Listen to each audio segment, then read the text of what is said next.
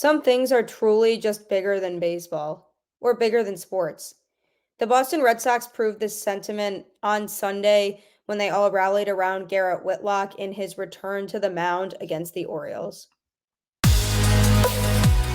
You are Locked On Red Sox, your daily Boston Red Sox podcast. Part of the Locked On Podcast Network, your team every day.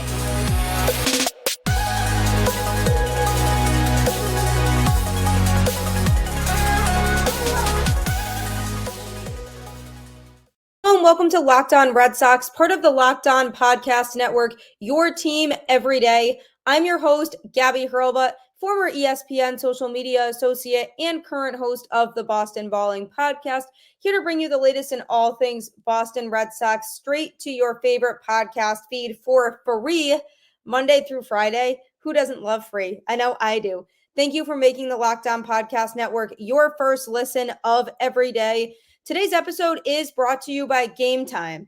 Download the Gametime app, create an account, and use code LOCKEDONMLB for $20 off your first purchase. Last minute tickets, lowest price guaranteed.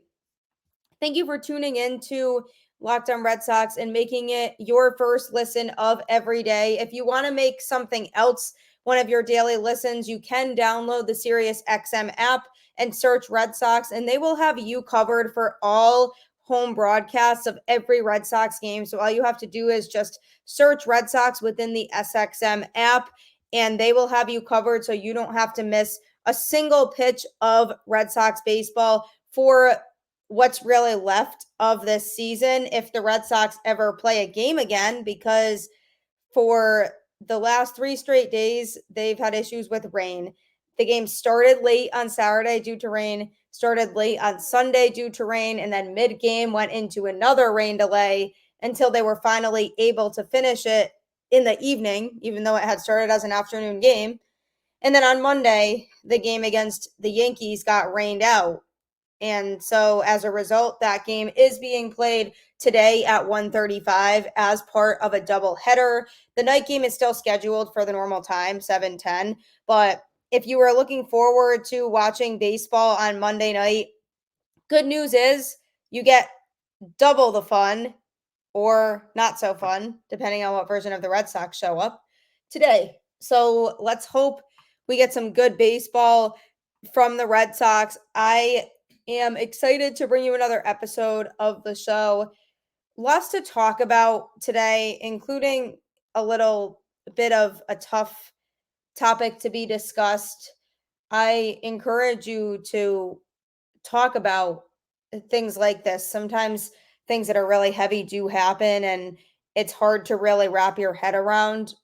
But the support of the people around you really can help you get through a tough time. And that's exactly what happened with Garrett Whitlock.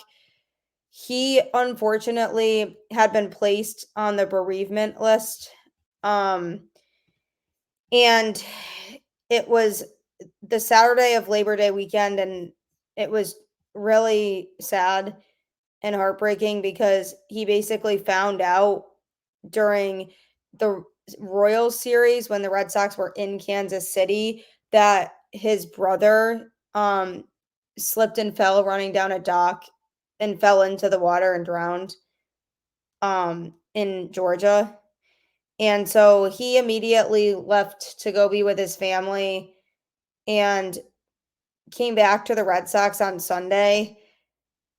First of all, I can't even imagine that strength that it takes to come back when you're going through such a tough time like that. And nobody can ever exactly relate to what he's going through because nobody's relationship is the same.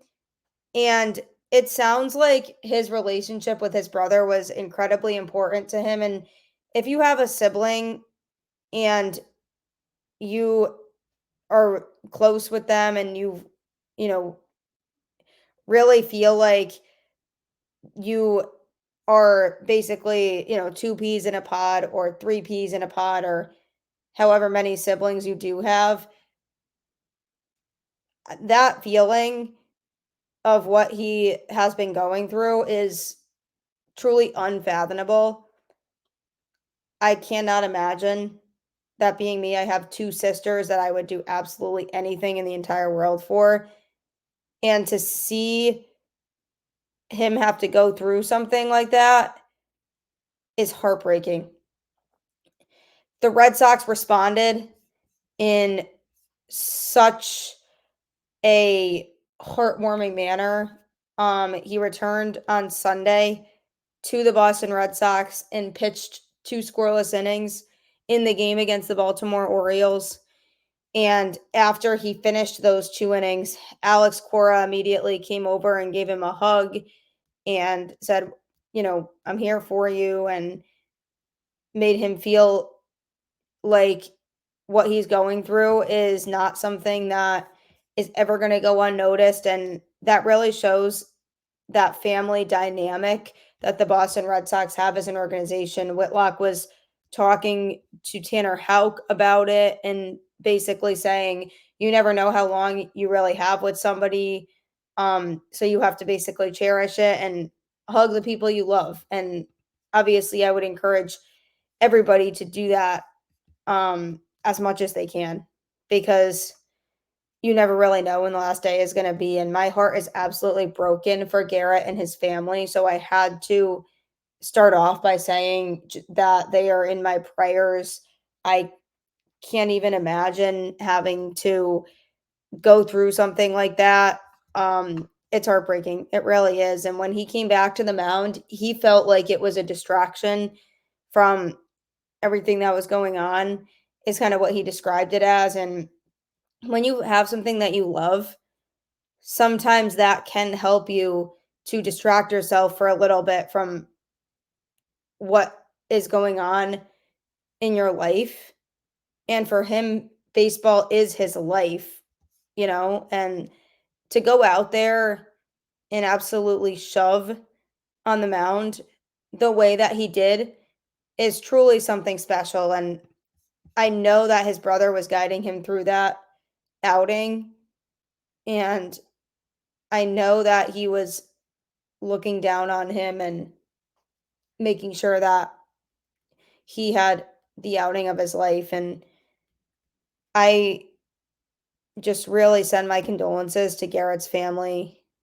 And I can't imagine being in his or his family's situation. I really can't. But the Red Sox created a very, very strong family atmosphere. And I know that was really enforced in this situation. And I'm sure his teammates are there for him. And it certainly can't be easy, but he came back to his team and went out there and delivered. What else is there really to expect from him? I truly can't imagine it. So my thoughts and prayers are with the Whitlock family during this tragedy. Coming up, I'm going to be talking about a few other roster moves that the Red Sox did make on Sunday. They've been a little busy in terms of the moves that they have made, so I'm going to be going over all of that and what it means going forward for the Boston Red Sox. The MLB playoffs are right around the corner, and if you like fantasy baseball at all, then Sleeper is for you. The clock is ticking on your chance to 100 times your cash on daily fantasy baseball. The sport has never been more exciting than it is now, with studs like Acuna, Betts, and Ohtani. Pick more or less on stats for these stars like home runs, hits, strikeouts, and more for up to a 100-time payout on Sleeper. Get your picks right and you could win big. Use promo code LOCKEDON and you'll get up to a $100 match on your first deposit. Terms and conditions apply. See Sleeper's terms of use for details. Currently operational in over 30 states. The best part about Sleeper is it's simplified. It's not this crazy fantasy app that makes it really complicated to use. You go in and you just make daily fantasy related picks. You can win money so easily. So why not do it? It makes so much sense to me to do it.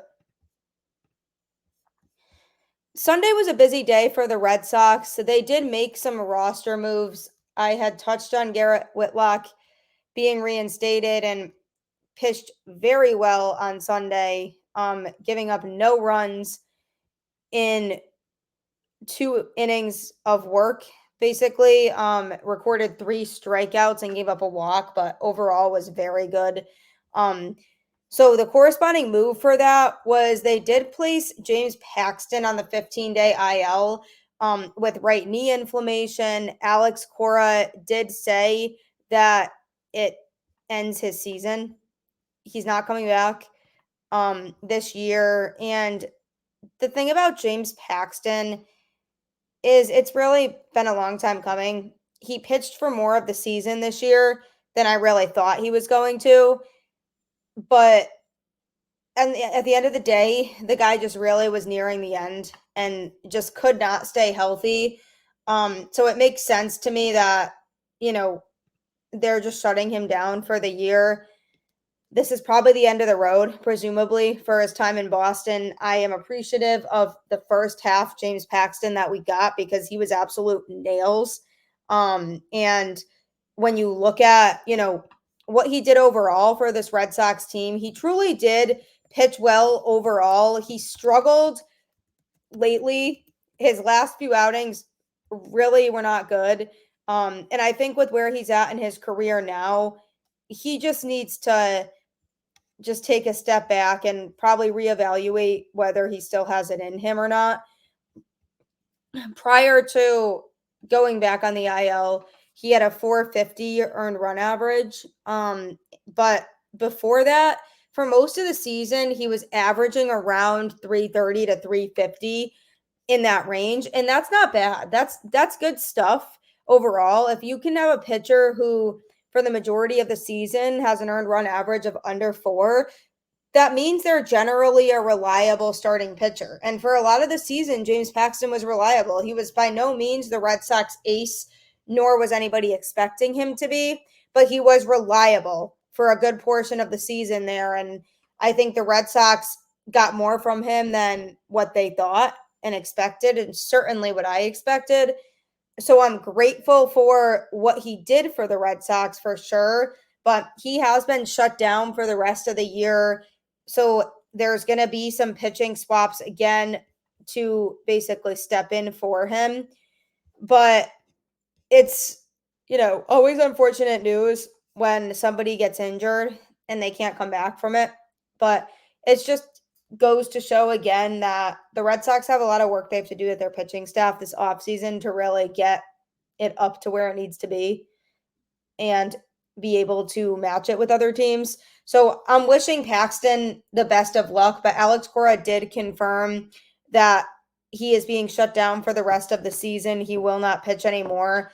And ultimately, at the end of the day, it's just what needed to happen. He's just nearing the end of his career. And we know that Paxton has put up some very competitive numbers earlier in his career, but he's just not that same guy anymore. His velocity was down. His command wasn't really there. So there were a lot of signs that he was just degressing. And it got to the point where I asked myself, does he still have it? So ultimately, they did what was best, and I wish him the best. On Sunday, the Red Sox also recalled Nick Robertson from AAA Worcester. He was acquired in the Kike Hernandez trade. The Dodgers have some great pitching talent in their system, and he was called up then, for Sunday's game, essentially, because of the roster moves and corresponding things that they were doing. But he had gotten called up before, after being acquired at the trade deadline. He had been called up and had struggled. So it was nice to see him back up and get another chance. And they also optioned Joe Jacques to Worcester. I mean, this guy has been an absolute mess this season, has not showed much promise really at all.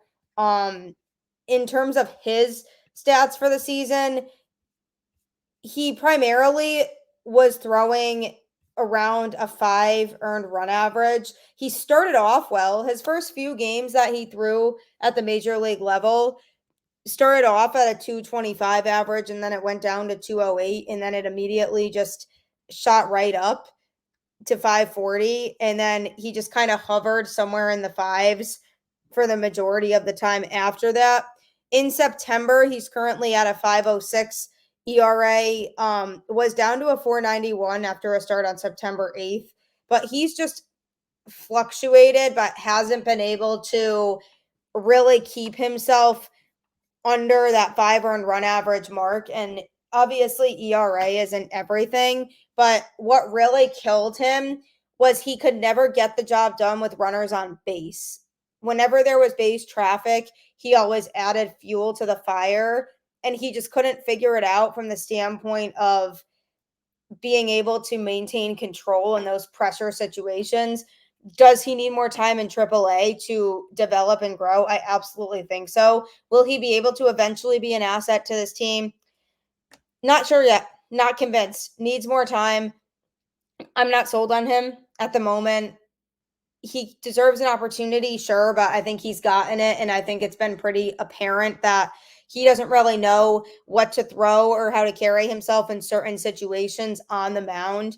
And when you are a competitive baseball team and you're trying to be a team that makes a deep playoff run and fights for a World Series spot, you want pitchers who can be good under pressure. And I can't see him being that guy that steps out of the Red Sox bullpen, with the bases loaded in the 9th inning and the Red Sox up by a run that they're trying to conserve.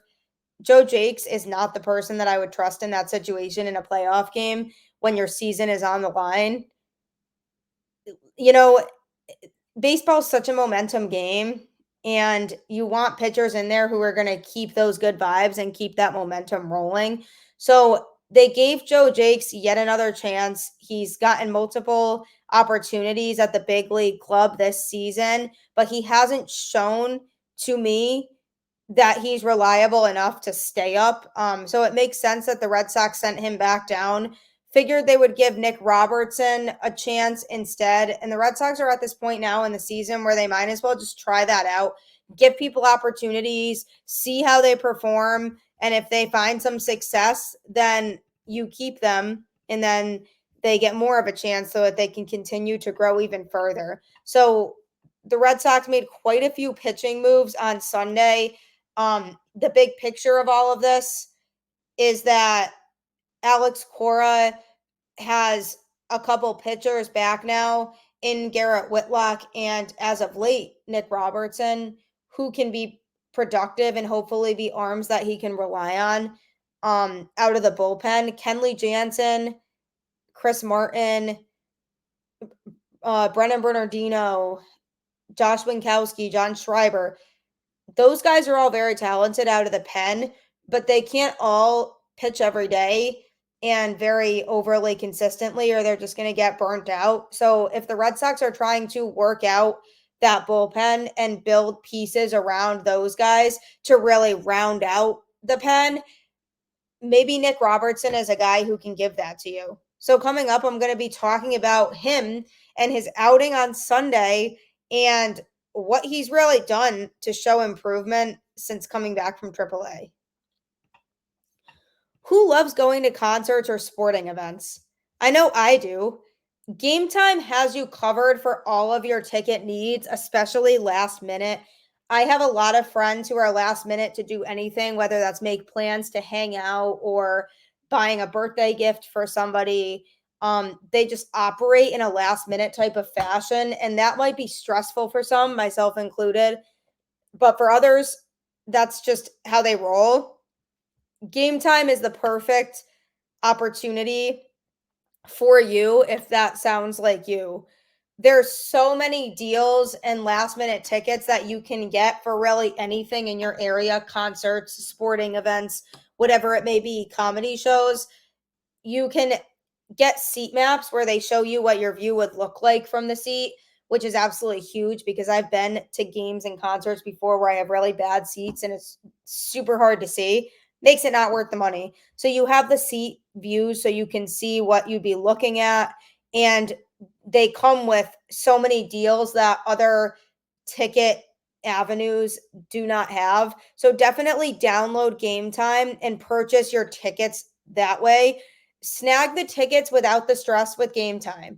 Download the Gametime app, create an account, and use code LOCKEDONMLB for $20 off your first purchase. Terms apply. Again, create an account and redeem code LOCKEDONMLB for $20 off. Download Gametime today. Last minute tickets, lowest price guaranteed. The guaranteed part is true. They will give you the lowest price that's out there possible. And that's what makes it great, because you will realize you're saving money compared to those other ticket sites. And who wouldn't want to save money?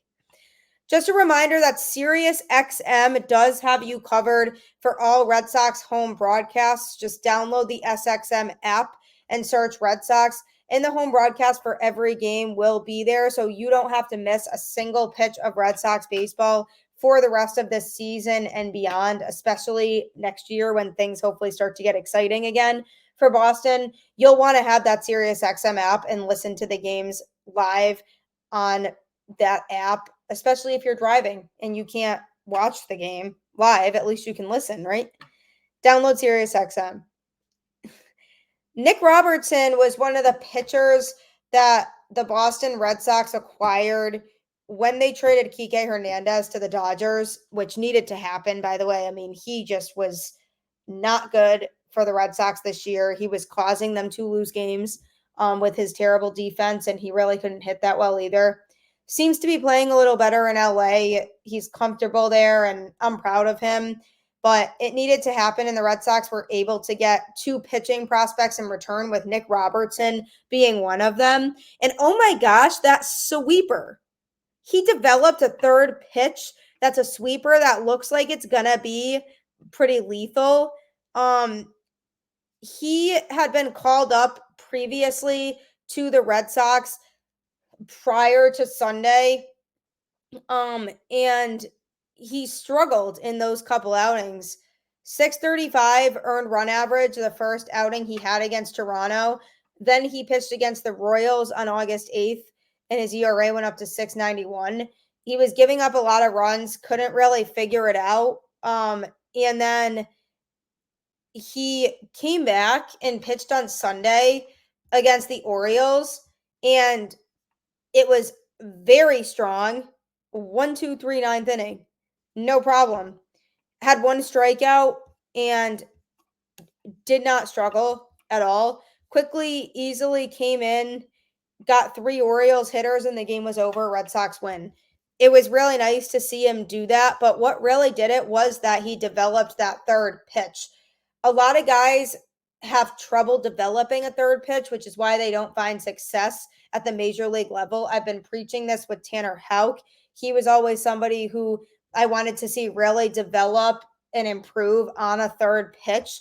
Nick Robertson has done that. I mean, his changeup is his best pitch. It just really is. He had mastered it, and it was what he was known for when he came to the Red Sox organization. People were excited to see that. And then he basically, came up, gave up 4 runs in 4 innings across the 2 outings that he did have. And then the problem was that his pitch selection wasn't enough. He had that changeup and he had a fastball, but he didn't really have a third pitch to go to at the time. And now he does. So when he went back down to the Woo Sox, it appears like they helped figure him out. He has developed a sweeper that basically debuted in his outing on Sunday. And he looked very confident pitching it, and it helped him more effectively against righties. He struggled against righties a lot prior to that when he came up. And if he can continue to use that pitch and throw the sweeper here and there, it doesn't need to be his most used pitch or anything like that. But if he can throw it in there once in a while, he's going to be super successful at the major league level, because what we saw on Sunday of him using that pitch and using it so confidently is incredibly promising. And it's really can separate a great pitcher from a good pitcher as if you have a third pitch to add to your pitch selection. So the Red Sox obviously identified something with him that they could do to help, improve him and get him ready to be back in the majors. It's such a small sample size. He's only pitched 1 inning since he's developed this third pitch. But I hope he continues to use it in his repertoire because it's only going to set him up for future success within the Boston Red Sox organization. And the first time he threw it, I was like, wow, where'd that pitch come from? That looks so good. And it was putting pressure on hitters. It was helping him more effectively to approach right-handed hitters. And it's just an overall good thing for him. I knew coming up that he had potential to be a really strong pitcher based on what he had been doing in LA and the numbers that he had put up. Because he was pitching really effectively in the Dodgers minor league system, and then he had some opportunities at the major league level in LA and had pitched decently. Nothing great, but decently. So I felt like there was room for growth there, but promising growth. He definitely has the raw ability and the raw talent. So the fact that he's now developed a third pitch is going to help him to solidify his spot in the Red Sox bullpen moving forward. Do they keep him up? Do they make him a more permanent pen arm going forward into 2024? Who knows, but he definitely deserves a shot now that he's developed that third pitch. And let me tell you, he was so fun to watch on Sunday because I said, whatever it is the Red Sox did, it's working. And I'm so excited to see where he goes from here. Keep the faith. Maybe the Red Sox will win both games of the doubleheader today. Who knows? Not saying, I'm getting anyone's hopes up here, but just gotta believe, gotta have faith. As always, let's go Red Sox, and I will catch you on the flip side.